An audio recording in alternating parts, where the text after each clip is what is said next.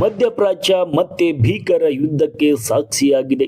Israel America ಜಂಟಿ ದಾಳಿಗೆ Iran ಅಕ್ಷರಶಃ ತತ್ತರಿಸಿ ಹೋಗಿದೆ.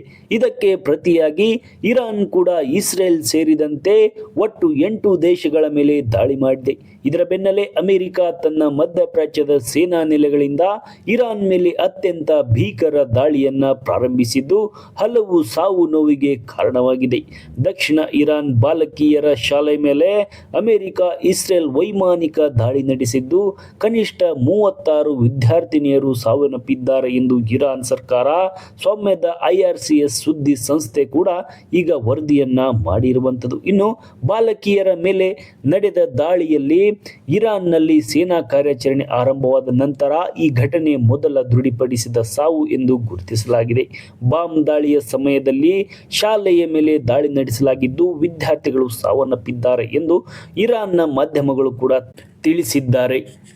ಅಮೆರಿಕ ಮತ್ತು ಇಸ್ರೇಲ್ ನಡೆಸಿದ ಜಂಟಿ ದಾಳಿಗಳು ಇರಾನ್ನಾದ್ಯಂತ ಹಲವಾರು ಸ್ಥಳಗಳನ್ನು ಗುರುತಿಸಿಕೊಂಡಿವೆ. ಸುಪ್ರೀಂ ನಾಯಕ ಅಯೋತ್ತಲ್ಲಾ ಅಲಿ ಖಮೇನಿ ಅವರಿಗೆ ಸಂಬಂಧಿಸಿದ ಕಚೇರಿಗಳ ಬಳಿ ಕೆಲವು ಆರಂಭಿಕ ದಾಳಿಗಳು ಸಹ ವರದಿಯಾಗಿವೆ. ಆದರೆ ರಾಜಧಾನಿ ಟೆಹರಾನ್ನ ಕೆಲವು ಭಾಗಗಳಿಂದ ಹೊಗೆ ಮೇಲೆತ್ತಿರುವುದು ಕಂಡುಬಂದಿದೆ. ದೇಶದ ವಿವಿಧ ಪ್ರದೇಶಗಳಲ್ಲಿ ಸ್ಫೋಟಗಳು ಕೂಡ ವರದಿಯಾಗಿವೆ.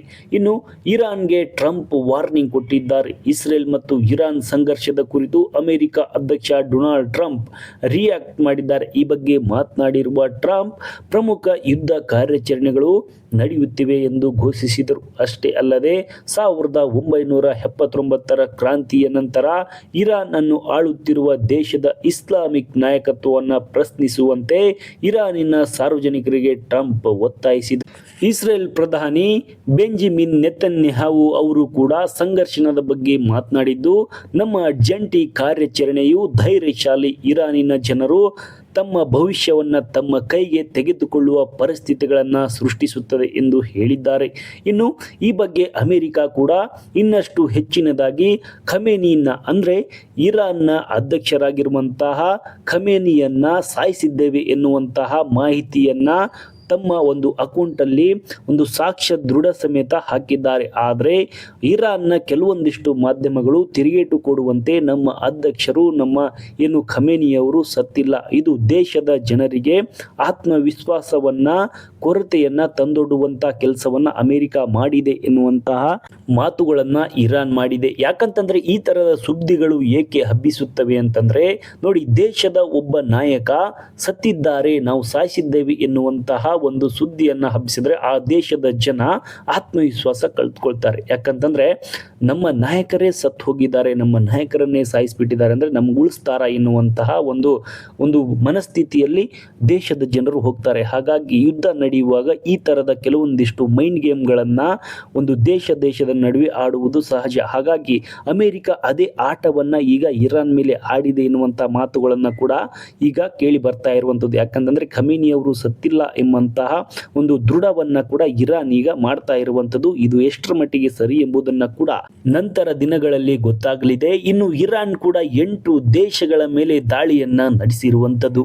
ಅಮೆರಿಕ ಮತ್ತು ಇಸ್ರೇಲ್ ದಾಳಿಗಳಿಗೆ ತಿರುಗೇಟು ನೀಡಿರುವಂತಹ ಇರಾನ್, ಇದಕ್ಕೆ ಪ್ರತಿಯಾಗಿ ಇರಾನ್ ಇಸ್ರೇಲ್ ಜೊತೆಗೆ ಅಮೆರಿಕ 6 ಮಿತ್ರ ರಾಷ್ಟ್ರಗಳ ಮೇಲೂ ಕೂಡ ದಾಳಿಯನ್ನ ನಡೆಸಿದೆ. ಮಧ್ಯಪ್ರಾಚ್ಯದಲ್ಲಿರುವ ಎಲ್ಲ ಅಮೆರಿಕ ಮತ್ತು ಇಸ್ರೇಲ್ ಸೇನಾ ನೆಲೆಗಳು ಈಗ ಇರಾನ್ನ ಪ್ರಮುಖ ಗುರಿಗಳಾಗಿವೆ ಎಂದು ಇರಾನಿನ ಹಿರಿಯ ಅಧಿಕಾರಿ ಒಬ್ಬರು ತಿಳಿಸಿದ್ದಾರೆ. ಜೊತೆಗೆ ಈ ಯುದ್ಧಕ್ಕೆ ಯಾವುದೇ ಗಡಿಗಳ ನಿರ್ಬಂಧ ಇಲ್ಲ ಹಾಗೂ ಪ್ರತಿಯೊಂದು ದಾಳಿಗೂ ಇರಾನ್ ಪ್ರತಿಕ್ರಿಯೆ ನೀಡ್ತಾ ಇದೆ, ದೀರ್ಘಕಾಲದವರೆಗೆ ಇರುತ್ತದೆ. ಆ ಪ್ರತಿಕ್ರಿಯೆ ಕೂಡ 2 ದೇಶಗಳಿಗೆ ಭಯವನ್ನ ಹುಟ್ಟಿಸುತ್ತೆ ಎನ್ನುವಂತಹ ಒಂದು ತಿರುಗೇಟನ್ನ ಇರಾನ್ ಕೊಡ್ತಾ ಇದೆ. ದೀರ್ಘಕಾಲದವರೆಗೆ ಇರುತ್ತದೆ ಅಂತ ಹೇಳಿರುವ ಇರಾನ್ ಏತನ್ಮಧ್ಯೆ ಇಸ್ರೇಲ್ ಮೇಲೆ ಇರಾನ್ ಪ್ರತಿದಾಳಿ ನಡೆಸಿದ ನಂತರ ಸೌದಿ ಅರೇಬಿಯಾದ ರಾಜಧಾನಿಯಲ್ಲಿಯೂ ಕೂಡ ಸ್ಫೋಟಕ ಶಬ್ದಗಳು ಕೇಳಿ ಬಂದಿದೆ. ಮತ್ತೊಂದೆಡೆ ಇಸ್ರೇಲ್ ಮೇಲೆ ಮಾತ್ರವಲ್ಲ, Saudi Arabia, Jordan, UAE, Kuwait, Saudi Arabia, Bahrain ಮತ್ತು ಕತಾರ್ ಸೇರಿದಂತೆ ಹಲವಾರು ದೇಶಗಳ ಮೇಲೆ ಇರಾನ್ ಏಕಕಾಲದಲ್ಲಿ ದಾಳಿ ಮಾಡಿದೆ ಎಂದು ಇಸ್ರೇಲ್ ಅಧಿಕಾರಿಯೊಬ್ಬರು ಹೇಳಿಕೊಂಡಿದ್ದಾರೆ. ಅಂದ್ರೆ ಇರಾನ್ ಯಾವ ದೇಶಗಳ ಮೇಲೆ ಯಾವ ತರ ದಾಳಿ ಮಾಡಿದೆ ಅನ್ನೋದನ್ನ ನೋಡೋದಾದ್ರೆ, ಮೊದಲನೇದಾಗಿ ಇಸ್ರೇಲ್ ಮೇಲೆ ಇರಾನ್ನ ಇಸ್ಲಾಮಿಕ್ ರೆಗ್ಯುಲೇಷನರಿ ಗಾರ್ಡ್ ಪಾಕ್ ಇಸ್ರೇಲ್ ಕಡೆಗೆ 200ಕ್ಕೂ ಹೆಚ್ಚು ಅಧಿಕ ಕ್ಷಿಪಣಿಗಳು ಮತ್ತು ಡ್ರೋನ್ಗಳನ್ನ ಉಡಾಯಿಸಿದೆ ಎಂದು ವರದಿಯಾಗಿದೆ. ಇದರೊಂದಿಗೆ ಇಸ್ರೇಲ್ನಾದ್ಯಂತ ಸೈರನ್ಗಳು ಮೊಳಗಿದ್ದು ಜನರು ಬಾಂಬ್ ಶೆಲ್ಟರ್ಗಳಿಗೆ ತೆರಳುವಂತೆ ಸೂಚಿಸಲಾಗಿದೆ. ಇನ್ನು ಎರಡನೇದಾಗಿ ಯುನೈಟೆಡ್ ಅರಬ್ ಎಮಿರೇಟ್ಸ್ ಅಬುಧಾಬಿಯಲ್ಲಿ ಸ್ಫೋಟಕ ಶಬ್ದಗಳು ಕೇಳಿಬಂದಿವೆ. ಏತನ್ಮಧ್ಯೆ ಯುಎಇ ತನ್ನ ವಾಯು ಪ್ರದೇಶದಲ್ಲಿ ಇರಾನಿನ ಕ್ಷಿಪಣಿಗಳನ್ನು ತಡೆ ಹಿಡಿದಿರುವುದಾಗಿ ದೃಢಪಡಿಸಿದೆ. ಬಹ್ರೇನ್ನಲ್ಲಿರುವ ಅಮೆರಿಕ ನೌಕಾಪಡೆಯ 5ನೇ ಫ್ಲೀಟ್ ಕೇಂದ್ರ ಕಚೇರಿಯನ್ನ ಗುರಿಯಾಗಿಸಿಕೊಂಡಿರುವ ಇರಾನ್ ಅಲ್ಲಿ ಕೂಡ ದಾಳಿಯನ್ನ ಮಾಡಿದೆ. ಇನ್ನು ಕುವೈತ್ ಮೇಲೆ ಇರಾನ್ ಕುವೈತ್ನಲ್ಲಿರುವ ಅಮೆರಿಕದ ಮಿಲಿಟರಿ ನೆಲೆಗಳ ಮೇಲೂ ಕೂಡ ದಾಳಿಯನ್ನ ಮಾಡಿದ್ದು, ಕುವೈತ್ನ ವಾಯು ರಕ್ಷಣಾ ವಾಯು ನೆಲೆ ಮೇಲೆ ಇನ್ನು ಇರಾನಿನ ಕ್ಷಿಪಣಿಗಳನ್ನ ಈಗ ಹೊಡೆದುರುಳಿಸಿದೆ ಕುವೈತ್. ಹಾಗಾಗಿ ಕತಾರ್ನಲ್ಲಿರುವಂತಹ ಅಮೆರಿಕ ಸೇನಾ ನೆಲೆಗಳ ಮೇಲೂ ಕೂಡ ದಾಳಿ ನಡೆಸಿದ್ದು, ಕತಾರ್ ಪಡೆಗಳು ಇರಾನಿನ ಕ್ಷಿಪಣಿಯನ್ನ ಹೊಡೆದುರುಳಿಸಿವೆ ಎನ್ನುವಂತಹ ವರದಿ ಕೂಡ ಆಗಿರುವಂಥದ್ದು. ಇನ್ನು ಇರಾಕ್ ಮೇಲೂ ಕೂಡ ದಾಳಿ ಮಾಡಿರುವ ಅಮೆರಿಕ ಸೇನಾ ನೆಲೆಗಳನ್ನು ಇರಾನ್ ಗುರಿಯಾಗಿಸಿಕೊಂಡಿದೆ. ದಕ್ಷಿಣ ಇರಾಕ್ನ ಜುರ್ಫ್ ಅಲ್ ಖತಾರ್ ನೆಲೆಯ ಮೇಲೂ ಕೂಡ ಬಾಂಬ್ ದಾಳಿಯಲ್ಲಿ ಕನಿಷ್ಠ 2 ಇರಾನ್ ಬೆಂಬಲಿತ ಹೋರಾಟಗಾರರು ಕೂಡ ಸಾವನ್ನಪ್ಪಿದ್ದಾರೆ ಎಂದು ಅಲ್ಲಿ ಕೂಡ ವರದಿಯನ್ನ ಮಾಡಿರುವಂಥದ್ದು.